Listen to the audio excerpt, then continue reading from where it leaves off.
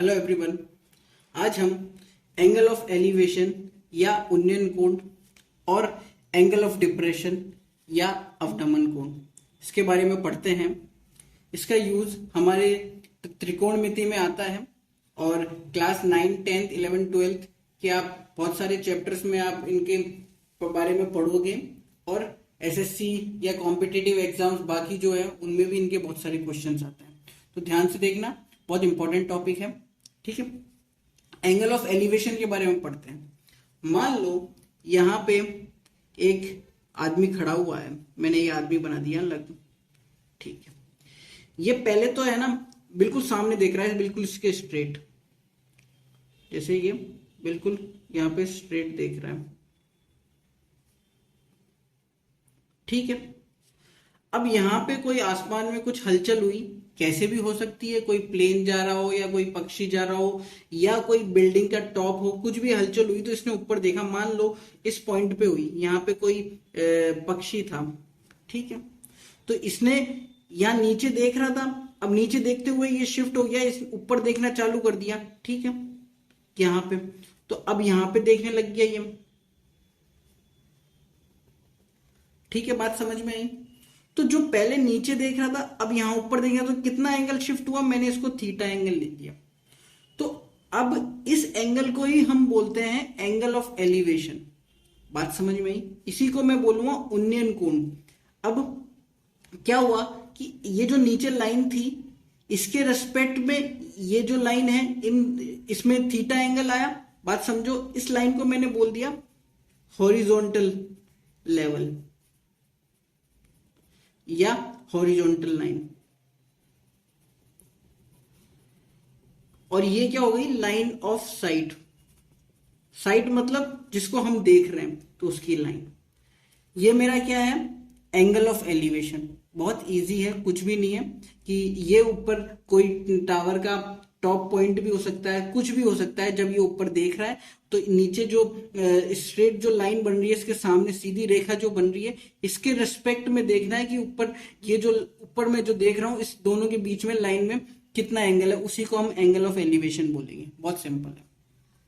अब angle of depression की हम बात मान लें, समझे, तो अब देखो एक पर्सन है, मान लो यहां पे है ऊपर कहीं, ये किसी घर की कोई छत भी हो सकती है, बालकनी भी हो सकती है, ये ऊपर है। पहले तो ये सामने देख रहा है बिल्कुल स्ट्रेट। अब नीचे कुछ हलचल हुई यहाँ पे, और यहाँ पे मान लो कुछ भी हलचल हो सकती है, कोई गाड़ी देख लिया इसने या कोई पत्थर है, किसी को भी कुछ देख लिया। तो यहाँ पे मैंने माना एक पत्थर रखा हुआ है, इसको ये देख रहा है।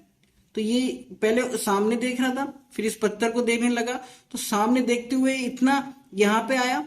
ठीक है, यहाँ सामने देख रहा था, अब इसका साइड शिफ्ट हुई, यहाँ पे आ गई। तो ये जो एंगल बनेगा इसको मैं बोलूंगा एंगल ऑफ डिप्रेशन। बहुत इजी है। तो अब ये मेरा हॉरिजॉन्टल लेवल हो गया जिसके रेस्पेक्ट में मैं देख रहा हूं,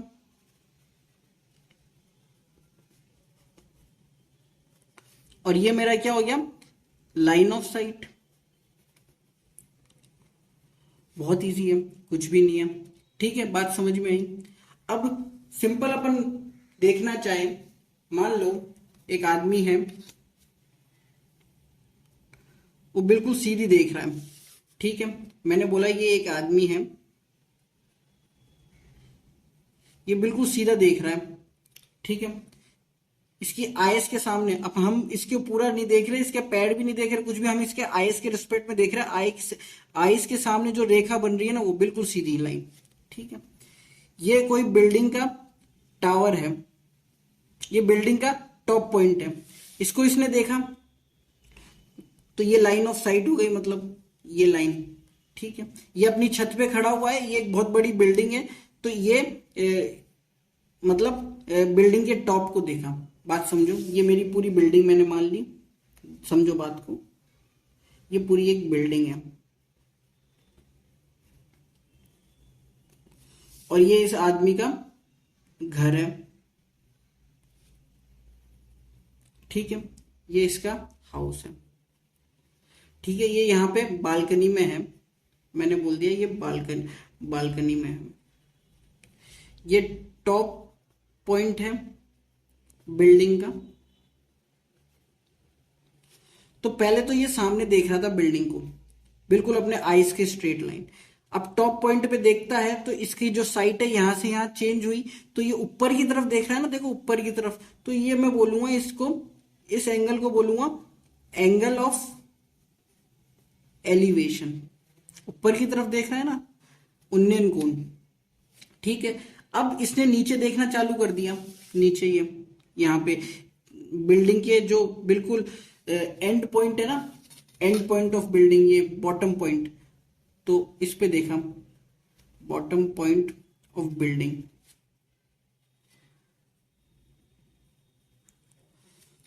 तो अब ये यहां से नीचे देख रहा है ना, तो इसको मैं फाई मान लेता हूं, ये मेरा हो गया एंगल ऑफ डिप्रेशन। बात समझ में आई?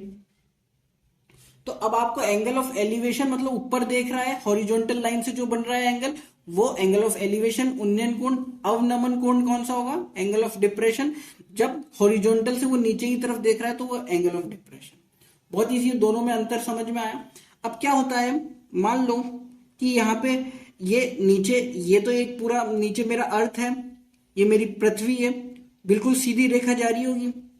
तो हमें पता है कि ये दोनों जो लाइन होगी हॉरिजॉन्टल और ये वाली, ये दोनों एक पैरेलल लाइंस के हिसाब से ही होगी। देखो ये भी बिल्कुल सीधी जाएगी, ये भी सीधी जाएगी। जो ये हाउस की जो हाइट है वही इतनी होगी, है बिल्कुल सीधा देख रहा है, ये भी बिल्कुल सीधा है। तो जो ये फाई है वो भी ये हो जाएगा, आपने पढ़ा होगा, ऑल्टरनेट एंगल्स हो गए।